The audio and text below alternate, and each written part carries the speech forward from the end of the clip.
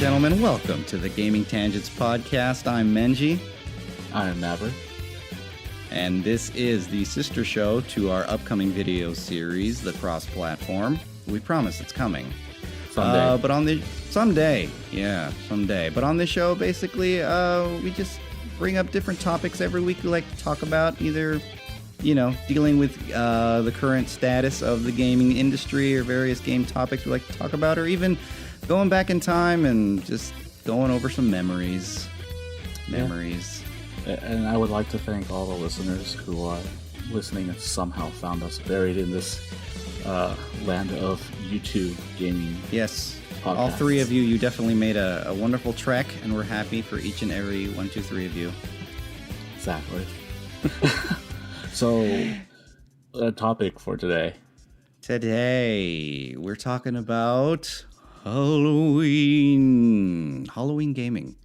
Yeah, pretty much. Do you watch It's Always Sunny in Philadelphia? I do not.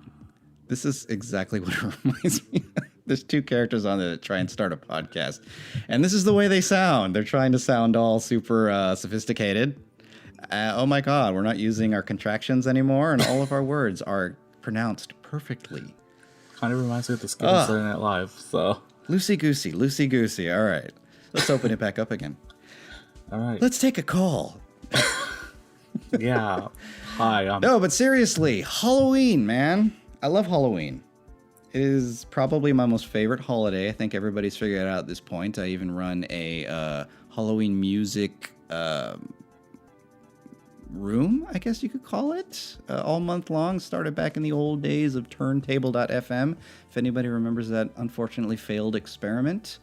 But we're still going strong. We're on dubtrack.fm now if anybody wants to find us. But yeah, my whole house is decorated. I don't know about you. How big are you into Halloween still? I lost my Halloween spirit a long time ago.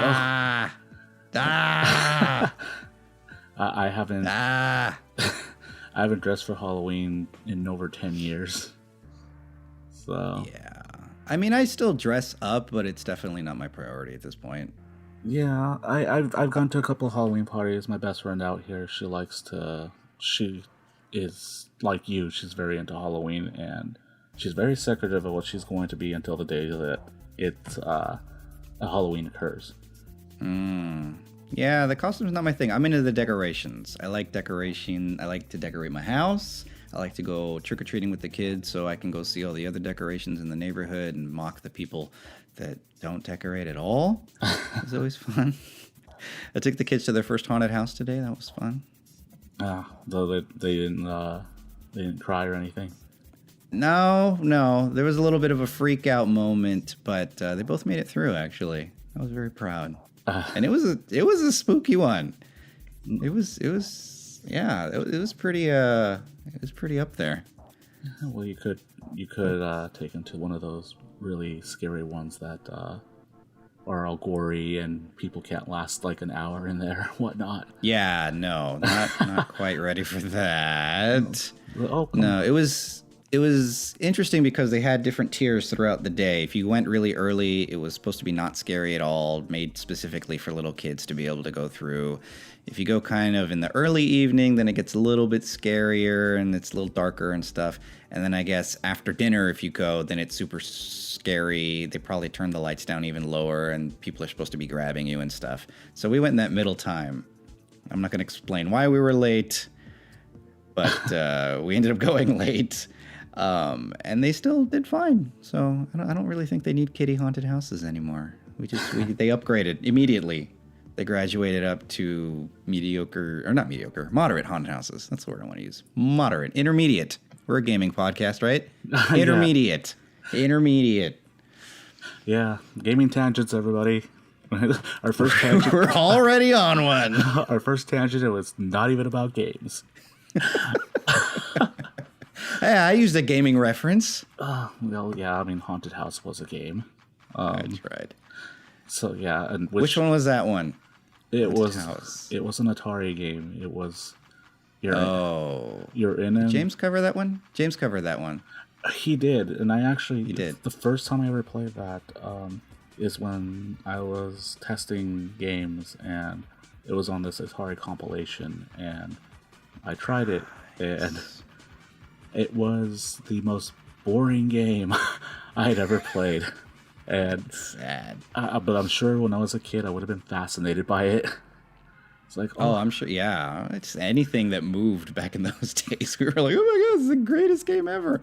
We used to think that Atari Pac-Man was a good game. oh yeah, that was an awesome classic right there. Yeah, what's it now used? Like it's like stock sound for like anybody like they're playing a video game. To this day, they still use those sound effects. That bam bam bam Oh yeah, bam. Yeah, holding an Xbox controller. yeah, exactly. Because it's still relevant. We've come a long way. I know, right? Which is funny. 2015. Yeah, it's funny because the one thing I remember, I mean, I was okay. So my son, I've recently got him into Castlevania and whatnot, Good. and his first experience with Castlevania was actually Dracula X. So of course the one with the most violent name, Rondo of Blood. And So the TurboGrafx version, not the Yeah. Super Nintendo one. Yeah, the TurboGrafx version. And he loves it, and he loves that one and loves Castlevania 4. But he's not scared of them. And when I was a kid, the original Castlevania scared me. I remember one of my cousins brought it over, and the zombies creep me out, the music creeped me out, and which is funny because it's like one of my favorite gaming series now. But when I was a kid, like I would not sleep in the bedroom that the cartridge was in because I found it so eerie, and especially when you fought the boss, when you fought that bat, and it played that creepy music. I was like, oh, this is too much, mommy. Well, then it's done its job. Then I mean, that's why it endured for so long before Konami shuttered, which is a whole other podcast topic on its own. I know, right? But yeah, I mean that first game just, despite all the limitations of the time and the system that it was on, just evoked just that feeling of like classic horror movies. Like, it's so well done. You could go back and I still go back and play that game today. Oh yeah, no, definitely. I have it. Sadly, I only have it on my virtual console right now, as I do not have a Nintendo. But on the virtual console, I still play it, and I don't know how I still have the motor skills for that game, because I'm like, how the hell did I get through this? Like, I can get through it, but like I don't remember it being as hard as it was. And we were just better back then. We had a lot more practice and a lot less coddling back then. I know, right? With my son, he's playing through Dracula X, and he has so much trouble getting through just the first level. So he'll be like, "Hey, Dad, can you get me through this?" And that's another topic for another podcast later. But I will, again, it's a gaming tangent podcast, people. You haven't played the recent Nintendo consoles, or any of the like the new Super Mario Brothers or Super Mario Wii and everything like that. No, I mean just And I'm sure our audience already knows about this, but the game holds your hand now. Like, if you can't, I've heard that. Yeah, you can't get through a level. Hey, we're going to give you this power up that'll let you, kill all the enemies without, running into them. Yeah, I'd heard about that. I'm just like, really? And they carried it on into the other Super Mario games. And the only thing I find it valid on is the Mario Maker right now, because some of these people build some crazy levels. But anyway, they oh, it's maddening, I tell you. I pull my hair. Oh no, I saw this funny drawing somebody put up on the internet of it was about Mario Maker, and I forget what the first couple of panels were, but the last panel is just like this really crazy looking guy like dumping this giant barrel of enemies out onto the screen, and the caption is just like, "I'm a game designer." Yeah, I think that's also what these people feel. Some of these levels, my God. But so on that game, the skip option is valid. I will give it that. But I think the most recent example, Kirby and the Rainbow Curse, I think is what it's called. It says, "It seems you're having trouble with this level. Would you like to skip it?" Oh my god. Like, it requires no effort. I'm like, I mean, I have not played this game, and you know how big a Kirby fan I am. But I was just like mind blown when I saw that, and not in a good way. I was just like, why? Let's just tell you what happens, Exactly. and we'll move on. It's okay. It's okay. Everybody's good at their own level. Exactly. Okay. So Don't worry. I have to help my son on Castlevania, and I tell him this is how the games were in the old days, like back when I was a young lad. We made it all the way to Dracula in one night. Yeah, pretty much. And we didn't complain if we lost at that point. So we turned on we turned off our consoles and lost all our data. We lost many a controller throwing it at the wall, but that's just how you played the game. But yeah, so it annoys me. But again, he's playing through Castlevania. It's surprising me because he gets scared real easily, and it doesn't scare him. But like I said, when I was younger, that game, there were 3 games I remember when I was a kid, when I was younger than him, and that scared the hell out of me. 2 of them are relevant. One is why the fuck did that scare me kind of game. The second, which is the second game, Goonies 2. Did it really? Yeah. Wait, let me guess. It was the 3D parts. No, it wasn't even the 3D parts. It was I think there's a point where you're like fighting skeletons or something. I can't remember. It's been such a long time since I played the game. Yeah. It just creeped me out, and you know, my brother bought me the game, and I had already played it, so I was so scared that he bought it that I made him take it back. Oh my god, I remember this now. Yeah. and I felt bad, and I regretted it because that actually ended up being one of my favorite games of all time. Yeah. Another Konami game. Another Konami game, which is funny, you know. But I guess Konami had that kind of magic back then, you know. Right now, I don't know what the hell's going on. But again, other podcast. And then the third game was Ghosts and Goblins, and that scared you? Ghosts and Goblins scared the shit out of me. Excuse my language. It scared the hell out of me. And he had brought the instruction manual with him. My cousin. He brought the instruction manual with him. So I was reading it, and you know, I was going to a Christian school at the time, and the first thing that pops in, one of the enemies is Satan. So I am terrified that this thing is grabbing the girl and leaving this guy in the underwear. And then the music was creepy. And the ghosts that were making noises, that creeped me out. And I just couldn't play through it. And to this day, as much as I am a fan of ghouls and ghosts and whatnot, I can't play that game. And not so much because it scares me, because it doesn't, you know, this day and age, but because the controls just frustrate me. Well, yes. It was definitely known for that. Yeah. So I was more used to, by this time, Ghouls and Ghosts and Super Ghouls and Ghosts, which vastly superior games. Well, yeah. I don't know if you ever played the Game Boy one, Super Ghouls and Ghosts. I don't think so. In Japan, they call it Super Ghouls and Ghosts R. And over here, they just call it Ghouls and Ghosts. And one of the, you know, America. Anyway, I would have said Japan. Yeah. Well, it's putting random letters at the end of things. Oh, Japan just has some weird names to begin with, so. Yes. But anyway,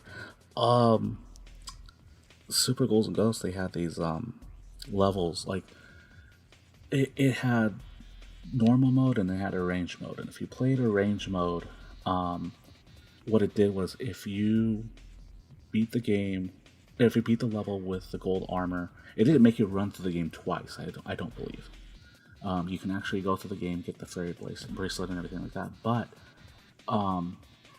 if you beat it every level with the gold armor, it gave you a choice of choosing the hard path, the easy path, or the arranged path. And what it consisted of were remakes of levels from other Ghosts and Goblin games. So I found That sounds like fun. yeah, and it had. I cheated on this game because it had an autosave feature, and every time I lost my armor, I just reset the game and go through from my last save point. But the game was still impossible because I never actually made it to the on the Super Nintendo version. I never made it to the 7th stage the second time around, just because it got too hard. And that game's hard. I have the collection. Yeah. For Vita, I think. Yeah. And it's like, that's right. It's on the Capcom collection. Yeah. Yeah. It's fun though, but God, after you get to the 3rd or 4th level, it's just like, oh, stop hurting me, please. I know, right? Well, I'm trying my best. Well, you get to it's Aristoth or something like that. I can't remember his name. He's like the boss of the 7th stage. I believe you. Or Lucifer is what he was called in the original game. That's better. And fighting him with the bracelet is, dear God, I cannot begin to explain how frustrating it is to try to beat him. I could not beat the guy, and I was forever stuck on that 7th level because you fight him with the fairy bracelet. I think I just mentioned that, and you know, whereas when I played the original game, I thought the best weapon in the whole game was a dagger, which if you have the gold armor, it shot lasers out. Right.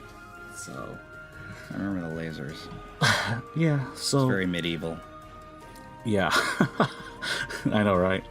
And if you get the, platinum armor, you get a gold car. No. Anyway, I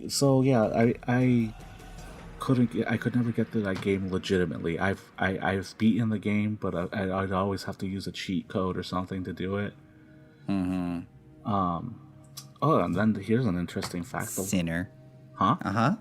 What? Yeah. What? Excuse me. Nothing. Huh? The last boss, his name in the American version was Sardius, and I just found out recently that his name was in Japanese, Samael or something like that. Okay. Apparently, it's the name of a demon in the Bible.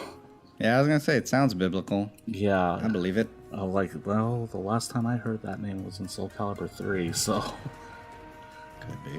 Yeah, not that character, but related. Oh, okay. No, Soul Calibur's Namco. So. Oh, I don't know. Yeah, but yeah. So, and Ghouls and Ghosts was Capcom. So, and then they came out with Ultimate Ghouls and Ghosts, which I didn't really like it. It was kind of. Oh yeah, I played that a little bit. It was not very fun. Yeah, and plus, I mean, even though it was hard as balls, they gave him energy this time around. And that kind of turned me off because I'm like, okay, I like Ghouls and Ghosts, but this is a little. It's medieval Mega Man at that point. Pretty much. Yeah. Yeah. Yeah. But then Capcom did go on to create Resident Evil. This is my segue, folks. That was a good segue because that's pretty much where I was heading. Yeah. Because, I don't know if I ever really got scared by any games back then. I think probably the closest thing for me was the Friday the 13th game. Really? And only because it was the stupid jump scare. Oh, where he would just pop out. Like 1 second. You would never know where the hell Jason was gonna go, even if the little alarm was beeping off for the kids, and like, oh, he might be in there. Sometimes he's not. Sometimes he's just in a random cabin. And the thing that I really hated, which I guess is something you have to do at some point, is going into the woods. Oh yeah. To go look for his mother's cabin. Mm-hmm. Like, I refuse to go in there, even though that's part of the game. I'm just like, nope. I'm just going to keep walking around the lake. Which is funny.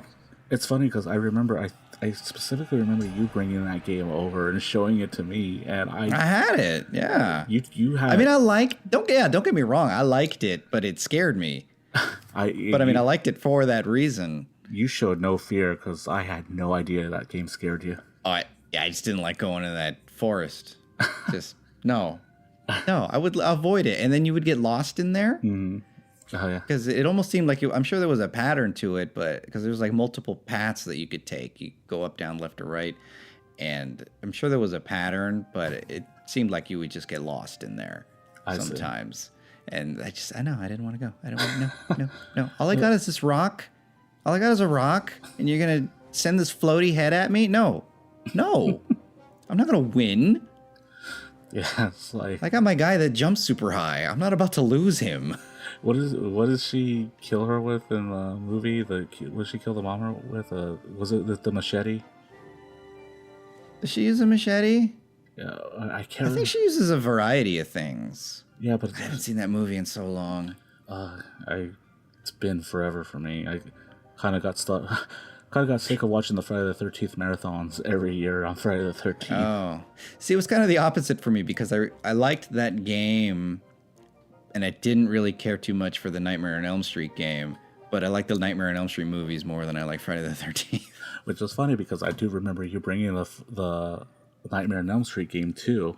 I had borrowed it. I thought it was cool because it was loosely based off of the Dream Warriors Part 4, which is my favorite one. Because all the characters. Did you? Yeah? I remember that one. That was a pretty good one. Yeah. Yes. I mean, just like the idea that you could at least have a little bit of power in your dreams and kind of take over. I liked that idea. So the kids had a fighting chance at least. And so it's kind of the same thing in this game where you take different abilities when you go into the dream world and whatever costume you wear. It's almost like Mickey Mouse games where you get special powers depending on your costume. So I thought that part was cool. But the game was never scary. I mean, there was like creepy imagery, but... I just remember it being more action, very action. Yeah, it was very totally action oriented. But yeah, you would like go into the dream world and all of a sudden like cats would turn into like crawling eyeballs and weird stuff like that. Yeah. But it was never really scary. But then jump scares from Jason, on the other hand, not so pleasant. Did you hear about the Kickstarter for the new Friday the 13th game they're making? No. Yeah, they're making a new Friday the 13th game. I think it's a Kickstarter. It's being funded. I wasn't prepared for this. I didn't research it, but from my understanding is that they're making a game. It was supposed to start out as just some kind of camp, scare game, camping scare game, jump scares, whatever. Mm-hmm. And it eventually evolved into this project where it was supposed to be an online multiplayer game where one person plays as Jason and then 7 other people play as the counselors. And it's the creator or the writer of Friday the 13th hopped on board. And so did Kane Hodder, the guy who played Jason.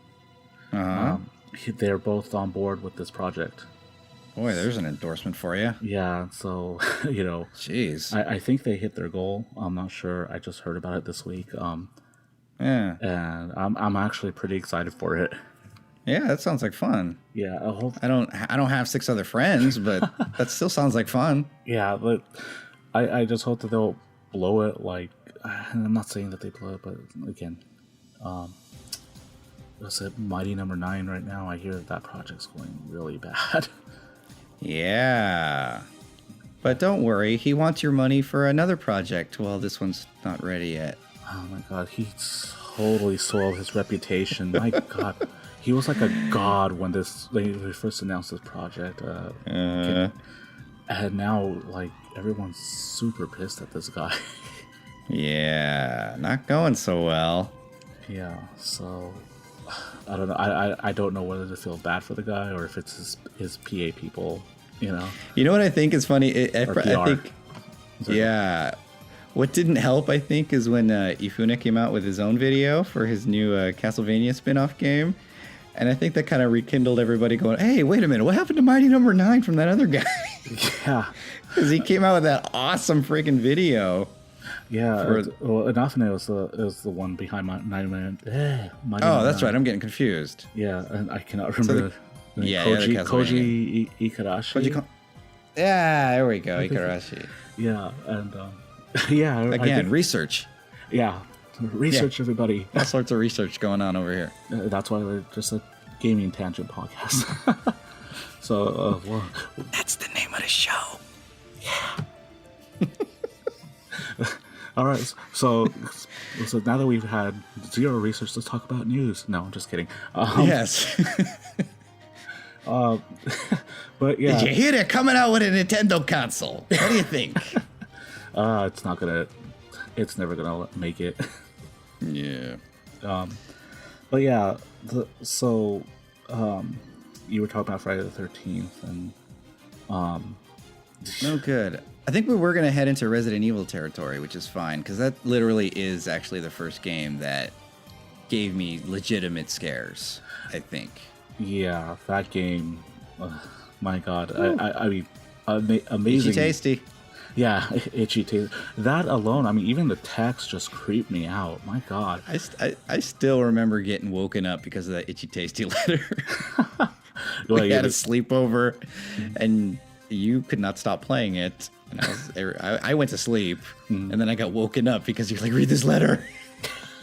This is scary. I still find it creepy. He's just like, it's funny because it made me laugh at the same time, but I was like, that's really scary, you know. He's like, yeah. eat doggy food today. Ugly face will kill them. Itchy, tasty. Yeah. So this guy documenting his transformation into a zombie. Yeah, that was like for creating atmosphere and whatnot. But like everybody talks about the dogs and whatnot. But I guess I have my own unique experience with the game because I got to that point in the game where you're out in the garden and all the you hear all the background noises and everything, and you hear crickets and the wolves and all that. And this is my first time playing through, so I didn't know what to expect. And I was home alone, and I had my door slightly open, and my dog, I think she was in the garage at the time. So, and I did not hear anybody come home, and all of a sudden, I feel this wet nose on my ear. Oh my God! Holy shit! Dear Lord! Oh my God! My mom comes running in. She's like, "What's wrong?" I'm like, "The damn dog scared the hell out of me." Oh my God! Because I was already creeped out by the atmosphere. Didn't lead my own dog to scare the hell out of me. It's wonderful. Yeah, but I think there's something to that game though, because it's not even just like it was scary back then or anything. Because even the remake was still scary. Mm-hmm. There's just something about the way that game was crafted, the way all the different viewpoints are made. Like a lot of people bitch about those camera angles and kind of the controls. But that kind of heightened it because it really limited the scope of what you could do and what you could see. Yeah. And I think that really enhanced the scariness of it because you move up to Resident Evil 4, and while it still is scary, it's almost more horror at that point. Like it becomes, it's not quite as action oriented as the even later than that games, but that really starts that snowball into what becomes Resident Evil 6. Yeah, which I off the topic for a moment, the Resident Evil 6 that I've not played through that entire game, but I was playing through Chris's storyline, trying to start out. I was like, this feels so much like Call of Duty. I'm like, I mean, there's still like monsters I'm fighting and everything, but it feels so Call of Duty-ish, And, yeah. I played through Leon's game, and in my opinion, so far, because I have not played through the other two scenarios, I've not even completed any of these scenarios, but so far, Leon's story seems the most authentic. And it has the atmosphere, it has the zombies and everything. I won't say it has the jump scares or anything like that, but at least through what I've played so far, I would say that feels the most authentic as far as the stories go. Unfortunately, when I was playing it, I got to a point where I got into this car and I was feeling sick that day, and I don't get motion sickness, but I got motion sickness from that, and I had to stop playing. Oh, I've not played it since. Time to stop. Yeah, and I think it was more because I was sick and not so much because it was giving me motion sickness. I think it just added to it. By that time, I was so enthralled in it. But once they turn into action games, it just kind of lost the luster.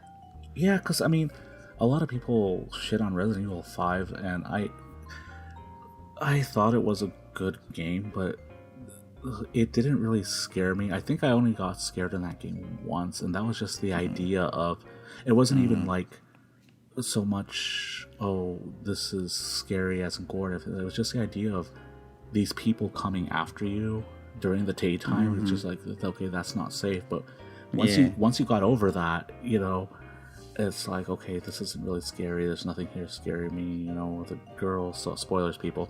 The girl, Excella, I think is her name. You know, she becomes this big giant blob.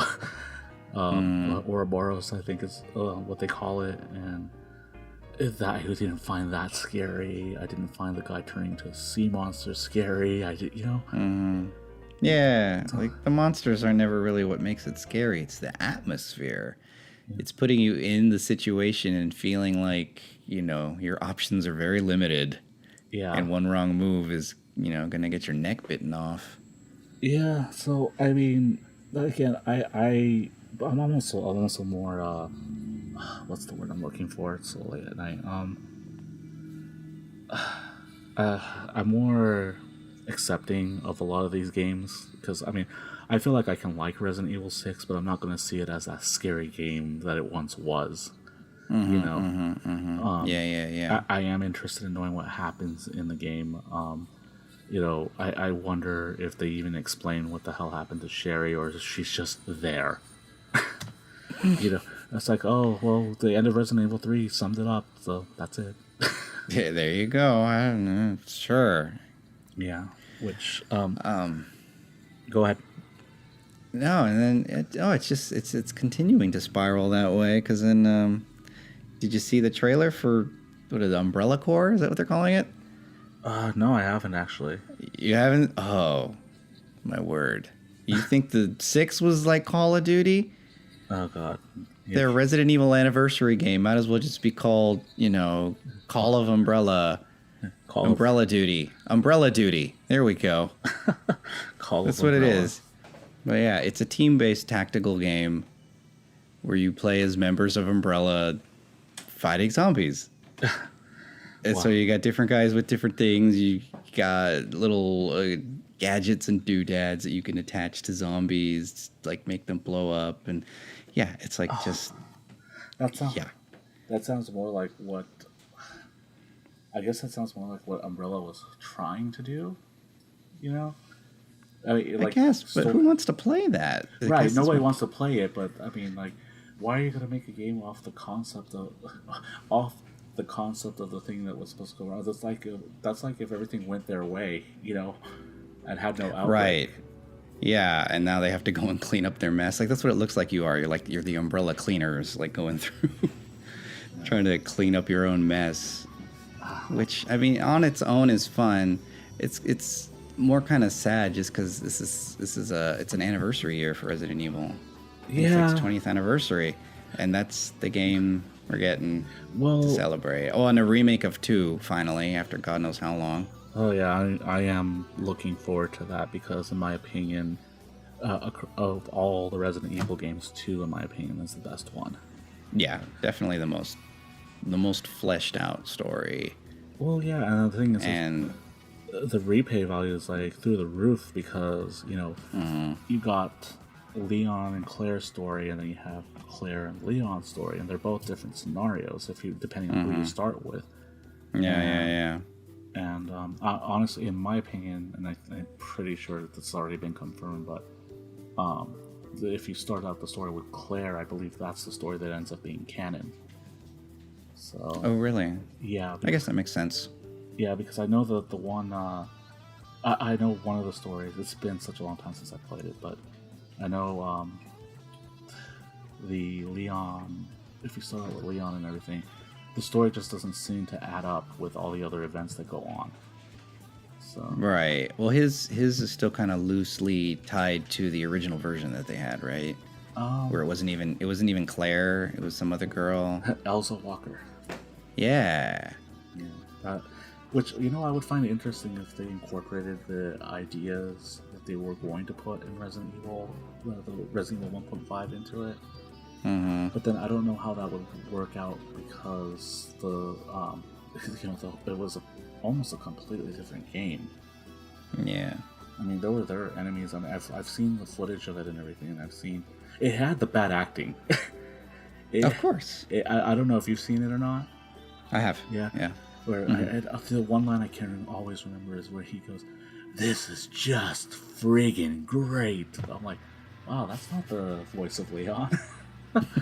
and then the thing, I guess they kept this in the script, but I remember there's throughout Resident Evil 2, there's Claire always saying Sherry, and there's a scene where Elsa does that, but she's like Sherry, kind of reminds. She's a drink. Yeah, it kind of reminds me of my impression of Project Echo. Echo, hurry up, let's go to school. Oh, jeez. Project Echo, everybody. Yes, that's our new anime podcast. Hello and welcome to the anime podcast. Yeah, good night, everybody. Taco Nerd 1. And we're fired. Yeah. but seriously though, it was. I would like to see what they would have done with the game. And it would be neat to take a lot of those concepts and just turn them into a new IP. Yeah, I mean, yeah, not even a new IP, maybe like a what if story. Yeah.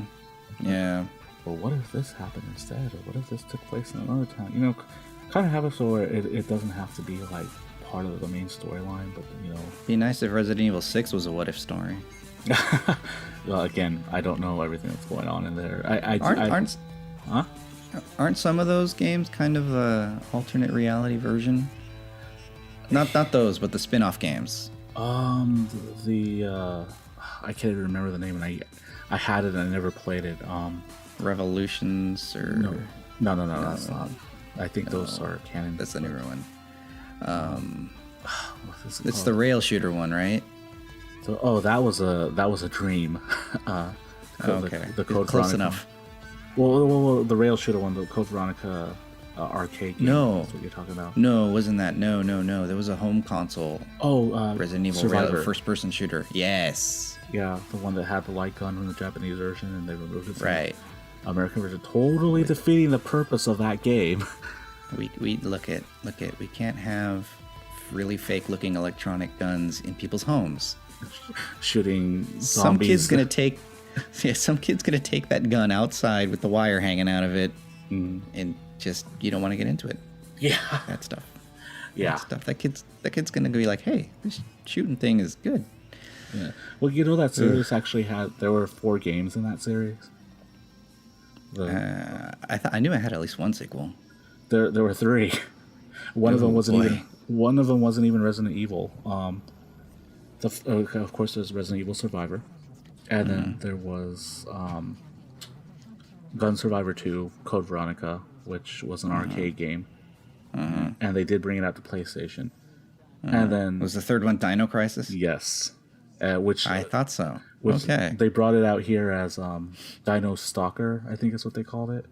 And it actually followed. I think, from what I remember, it followed up on the Dino Crisis. The second game, which great game, by the way. Again, people call it survival horror, and I don't see dinosaurs as horror.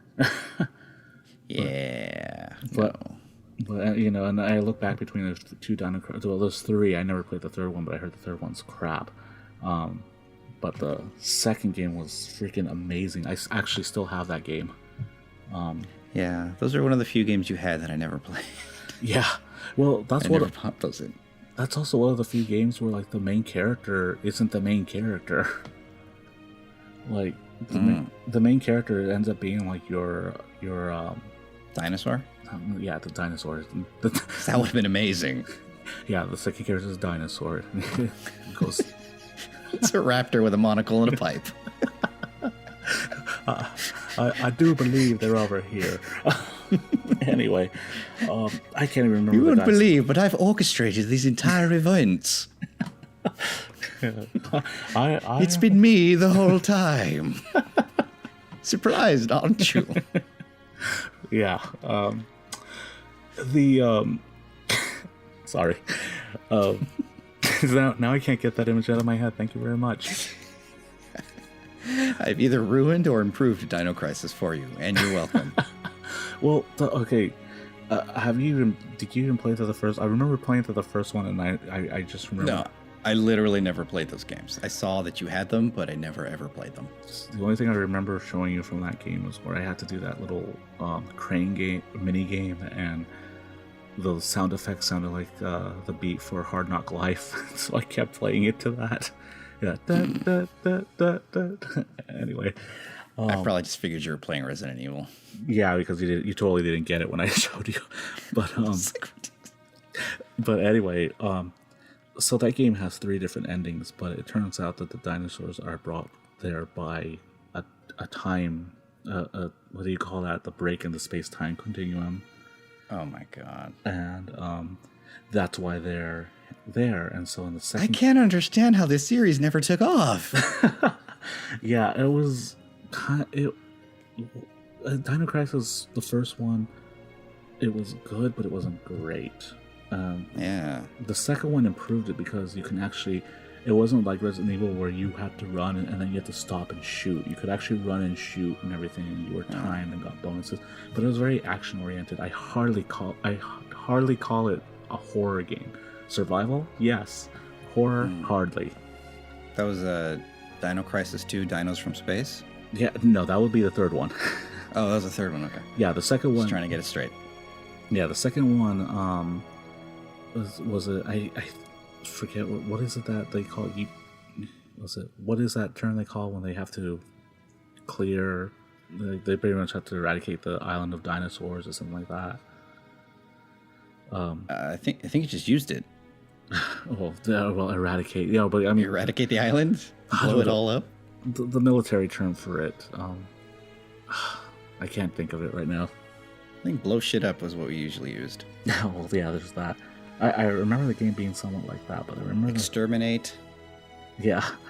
Vanquish. There was a term for it, and I can't remember it right now. Evaporate. No. Destroy. No. Anyway,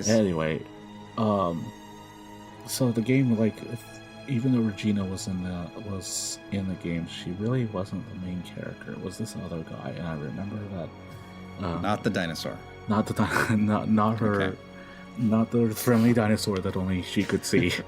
Her dinosaur companion. Yeah, exactly. Everybody's wondering who she's talking to. Just staring at her while she has full-on conversations. She's like, they're like, I think she's lost it. Getting into arguments. Nobody's there. Just cue the clock sound. I think we need to go to the left. God damn it, George! You never take my ideas. Why don't you listen to me? She's named it George. Hey. Anyway. Don't tell her until we get to the end of this level. She's a really good shooter. Long story short, it's another... I don't know It's incredibly Halloween-y, I'll tell you that right now. Yeah, I know, right? Well, they considered a survival horror game, so I thought it'd be, mentioned. I think the first one was a little more gory, but voice acting was still pretty cheesy. When you have Regina come up to a bloody, disembodied or disemboweled body, and she just goes, "Oh, that's disgusting." Oh, Yeah. I was expecting the typical, "What's this?" It's Jill sandwich, which for the longest time, going back to Resident Evil, I always thought he was saying Jiffle sandwich. I did not know he was saying Jill sandwich. You're like, I guess we don't have those here. Yeah, I was like, what the hell is a Jiffle sandwich? And what I found out was it's him trying to laugh while he's saying it. He almost became... it's the chuckling. Yeah, it's like, you became a Jill sandwich. Like, though it comes out Jiffle. My jokes are funny. Yeah. Well, I think my favorite... You almost died, though. That's cool. Yeah. I think my favorite line in that entire game, you know what it is. It's, was it Jill, I found something. What is it? It's a weapon. It's really powerful, especially against living things. It's like, really? Well, that's Just good. had to add that in there. It's written on the handle. I'd just like to point it out. Dear God, yeah. Does it work so well against trees? It'll put a hole in a squirrel, let me tell you. Yeah. God, I love that first game for that. I don't know why, for some reason, I thought you were going to go, die, you monster. And then I remember that was a different game. That is Symphony of the Night. And I think you remember I recited that word for word way back when. Yes, you have. Yeah. And I cannot remember it now except for, die, monster. You don't belong in this world. Oh, see, that's all you need. Yeah, pretty much. They actually... I can name that cheesy line in 2 words. They actually fixed that in the PSP version. Not fixed it. They actually redubbed the entire PSP version. Boo. Yeah, but they kept the Japanese text in, or dialogue in. And that's good. Here's something I don't see. So I don't know if anyone else knows this or not, but if you have the PSP version of Symphony of the Night, well, it's on the Dracula X Chronicles. You can actually, there's a glitch in that game where you don't have to put the password or the fancy names or anything. You can go through the whole game with all the equipment you have from the start. You know how death takes it away? Yeah. Well, in the PSP version, I don't know what the hell they did, but they you know when you do a little backward dash in the game? If you backward dash into there and backward dash out, like immediately after that, that whole cutscene will not play. And you can go through the entire game with all your armor.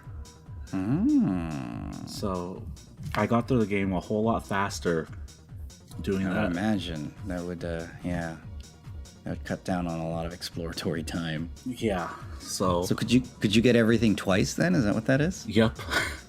Too bad you can't sell it. At least I don't remember you being able to. But interesting. Yeah. But yeah, I found that out and I was playing through it, and then my son was watching me play it, and you know what? I was telling you how he wasn't scared of Castlevania games. I take that back.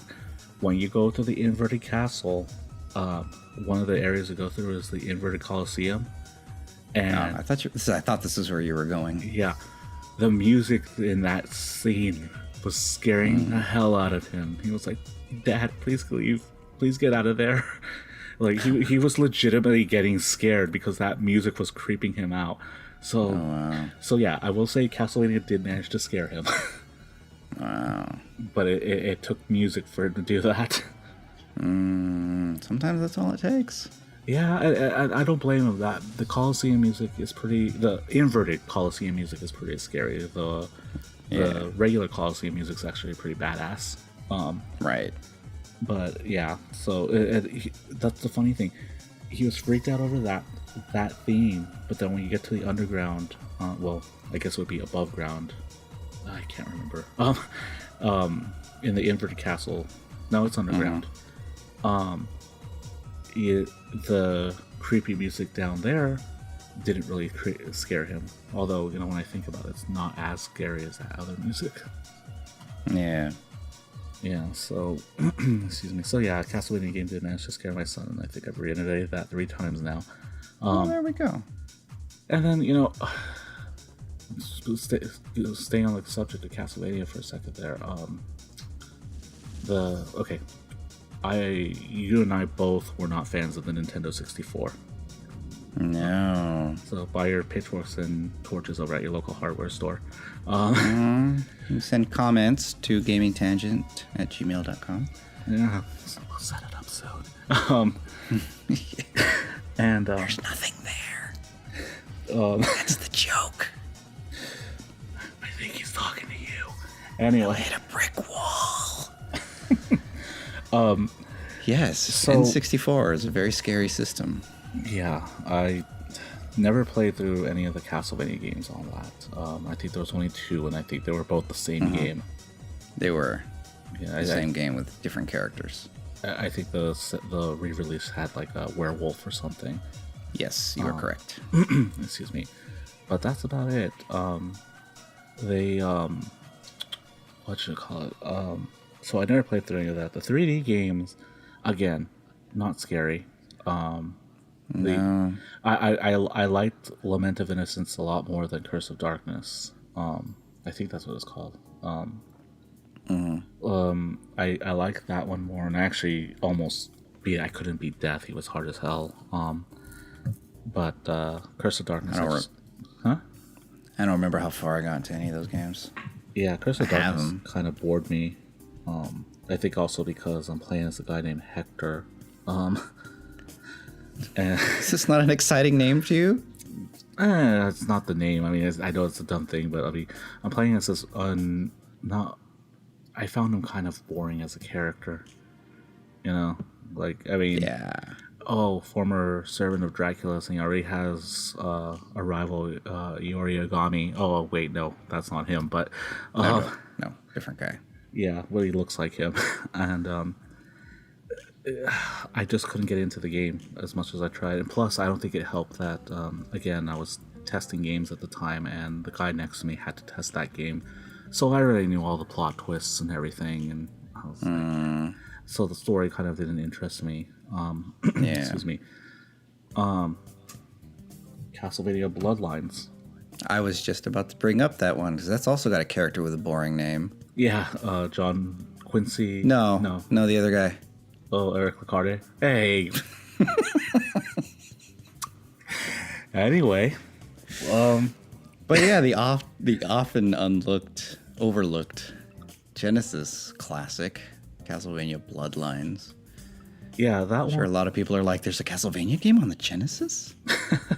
We also had a Castlevania game on the Saturn. Okay, people. Okay. Was it? Oh yeah, Dracula X. Excuse me. We had Symphony of the Night, sir. Oh, sorry. I'm thinking about a Japanese name of Dracula Double X, whatever it was called. Something. Yeah.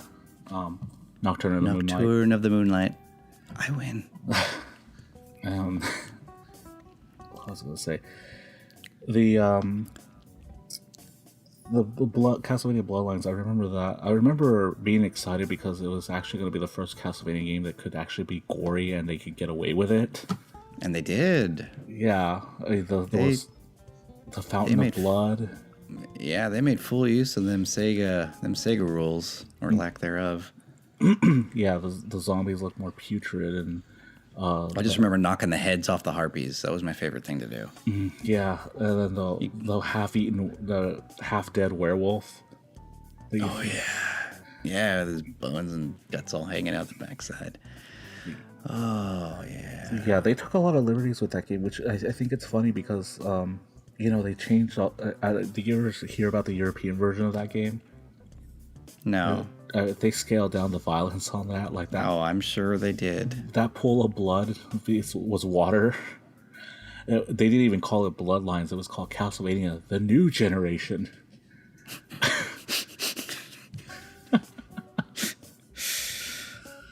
Yeah. All right. I'm gonna pocket all my Star Trek jokes and let's just keep going. Yeah. So yeah, I thought Bloodlines was great, and actually that's another case of where I thought that, of course, the music wasn't up to par with like the Super Nintendo, but that's okay because they still managed to make it like some of that music like ambient in some levels, and in other levels it was like I think it was the Leaning Tower of Pisa. Yeah. That music was creepy. When you're that was one of the best soundtracks on the Genesis still. Oh yeah. And they definitely tailored the music, I think, to what the Genesis was capable of. So you got a lot more like kind of rocking tracks because Genesis had a real grungy sound to it. And so I think they took full advantage of that. Oh yeah, and which is awesome. In hindsight, I mean, speaking, comparing soundtracks with Super Nintendo and Genesis, I mean, Super Nintendo sounded nice, don't get me wrong, but like, Genesis always had that arcade kind of feel to it. I don't know. Yeah. I don't know if you remember me talking about the beta version of Street Fighter 2.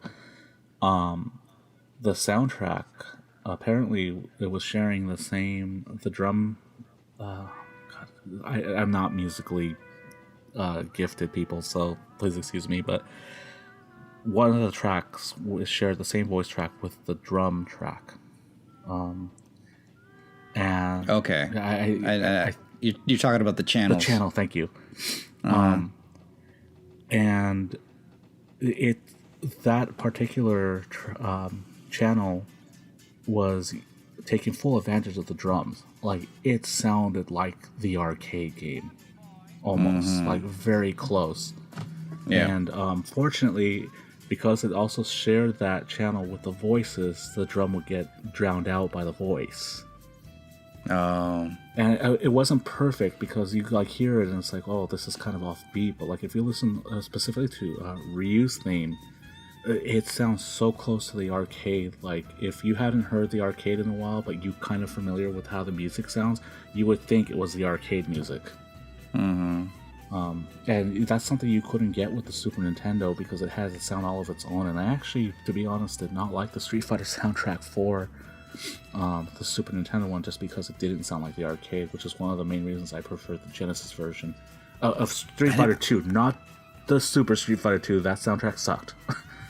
Yeah, I was gonna say I didn't like any of the music for the Super Nintendo versions, all three of them. Yeah, it sounded flat to me. Yeah, no, I agree. Yeah, so, but in that sense, I always, especially in hindsight now, I found the Genesis version to be a lot more arcade-like, and I've noticed that, and topic for another podcast, but the Konami games, especially Teenage Mutant Ninja Turtles, even though it was, its own game, Hyperstone Heist, I mean, it was definitely an adaptation of Turtles in Time. And if you listen to the soundtrack for that and the soundtrack for the arcade, they actually sound a lot closer than they sound closer, period. The Super Nintendo version does not sound like the arcade at all. It sounds like its own thing. Like, I mean, it's still the same music and everything, but it's... I can hear all that. Yeah, sorry. Probably. Now you can keep talking. Anyway. Sorry, technical difficulties. Anyway, they... it sounded a lot closer to the arcade also. And it's probably another reason why, again, I actually am one of the few people who prefer Hyperstone Heist over Turtles in Time. Even though it's lacking some of the music and everything, it makes up for it both in length and in, with the stages and the new music that they put in. Yeah, they're both awesome games. Oh yeah, no, they're both great. I just prefer the Genesis version a little better. So, I think we're winding down here. Where do we want to end? I think we've definitely turned this into the Castlevania podcast. Oh, I know, right? we can move away from that if we want to. You know what? We're talking about all this, and we left out one important game, and that is Silent Hill. Okay. So everyone's going to hate me for this. And that is? Literally never played a Silent Hill game before. I think I started on the first one. I know. I think I started on the first one, but I never... Well... I never played it all the way through. And so I know that they're scary games, but... Once by the time I was like, yeah, I should start playing those games, they had already gotten to like 3 or 4 at that point, and I was just like, oh, okay, I'm not backtracking now. Well, I can't. I have the movie. Does that count? Yeah, we'll just say yes for now. So Okay, good. yeah. No. Silent Hill. I will say I cannot get through any of those games, not because they're hard, but because they scare the hell out of me. The first, I'll go through a quick rundown of each ones and how far I gotten in each one. I couldn't even really get past the first like 20 minutes of the first game, but there was a reason for that. My parents and my sister went out of the country. I couldn't go because, well, I don't know if I was in college yet or if I was just finishing high school, but there was a reason I couldn't go with them. And so the night before they left, my mom was watching this show. She was watching Sábado Gigante? No, not Sábado Gigante. Oh, okay. It was a Spanish show though. It was Ocurrió Así. If anybody remembers that, anybody of Latin descent. Anyway, and they were talking about this is the first time I'd ever heard of the chupacabra. Now, my house at night. On the back. I was used to it, but you know how some of my friends always thought it was creepy at night in the backyard because like just being there. Pitch black during the nighttime because it was pitch black, and you had the trees all in the background there and everything. Never mind that there was a road somewhere. Yeah, I could see that there. And of course, that thought never really occurred to me because hell, I grew up there. Right. And my mom was watching that documentary. They talk about the chupacabra, and the idea of it kind of creeped me out a little bit. And then the next day I think they went to Acapulco or something like that. So I was home alone. It was just me and the dog, and I was like, okay, well, let's go rent a game. So I rent. Come on, dog. Yeah, yeah. Come on, Misty. Let's go. No. I went to Blockbuster. Yeah, I'm that old. I went to Blockbuster, and I rented Silent Hill. And I was like, okay, let's see if this game can scare me. And it sure did. Going through that first level, the radio, the radio sound, static sounds that you were hearing, and the dogs coming after you. Yeah. Then you go underground, and there's like these little demons with like knives stabbing you on the legs. And I was just like, I can't do this anymore. I stopped playing it. And then that night we had a big thunderstorm, and both the dog and I were cowering like Scooby-Doo and Shaggy under the sheets. Yeah. So that's as far as I got in Silent Hill. Oh, that sounds like you got about as far as I did in the first one then. Yeah. And then the second game, the furthest I made it to was the apartment complex, right before your first encounter with Pyramid Head. My now ex-wife and I were playing that, and we could not get past. Once we saw Pyramid Head, we're like, okay, we're done. Can't do this. Wow. And then I, knowing that I'm not being able to get through any of the Silent Hill games, I get Silent Hill 3. And I cannot get out of the mall because, again, it creeps me out. Wow. And knowing that I'm still not getting through any of these games, I buy Silent Hill 4. You gotta complete the set at this point. Right, exactly. And the ghosts in that game is what did it for me. Like, because they're supposed to be ghosts, but they sound like zombies. And I was like, okay, done. And then I hadn't played a Silent Hill game after that until the PT demo came out. And I can't even... One of the lucky few at this point. Yeah, which I still have it, and I still can't... I kind of got used to the jump scares and everything like that, but it did... No matter how many times I go through it, it always gets me. And I can't get through that one. Like, my ex-girlfriend and I were playing through it, and it was, again, just like with every other game, could not get through the demo. So yeah, that's my experience with Silent Hill. I'm too chicken to play through them. Wow. I had a similar experience, I guess, with BioShock, which is a game you haven't played. Yeah. Let's talk about me for a bit. Yeah, let's do that. Yes. No. No, I guess you could consider that a survival horror game. They're not necessarily horror creatures. They're like genetically altered people, but they've lost their minds. So it's like being stuck in an insane asylum with people with superpowers. Okay. So yeah, I'll take that. But the first game at least was mentally taxing. Like I'd sit down for about an hour or two to play it at night, and by the end of it, I was just exhausted because I was just so scared of what was around the corner. Who's gonna jump out at me? Are they gonna start sending hordes of lunatics after me? And all the while, you're in this place. Like they completely immerse you in the atmosphere of Rapture, the city that you're in. That like you believe it. Like I forgot I was in my living room after a while. Wow. But like to the point where like my brain was done by the time I had turned off the system. Sometimes I wouldn't go back and play it for a couple of days just to give myself a break. Well, I've been wanting to play those, but like I just can't bring myself to. And the one I'm most interested right now is in BioShock Infinite, which doesn't look like the other games. You know. I haven't started it. I have it, but I haven't started it yet. I see. You know what? Now that I think about it, I have it too because it was a PlayStation Plus download. Actually, no, I don't have it anymore because my PlayStation Plus ran out. Yeah.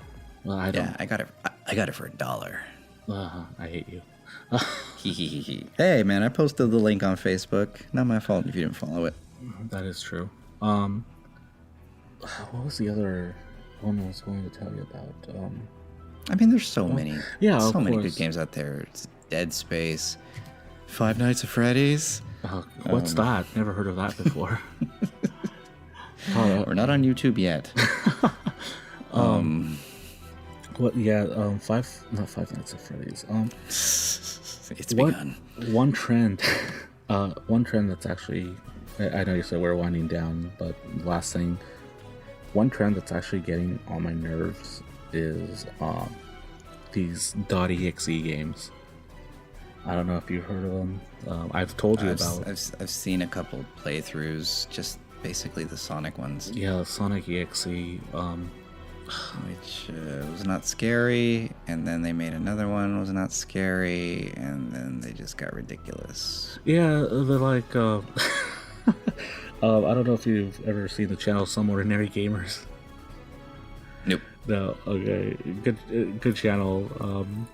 He does these playthroughs of EXE games. He also does some deep web stuff that I don't really bother watching because that stuff disturbs me. Yeah. Speaking of scary stuff.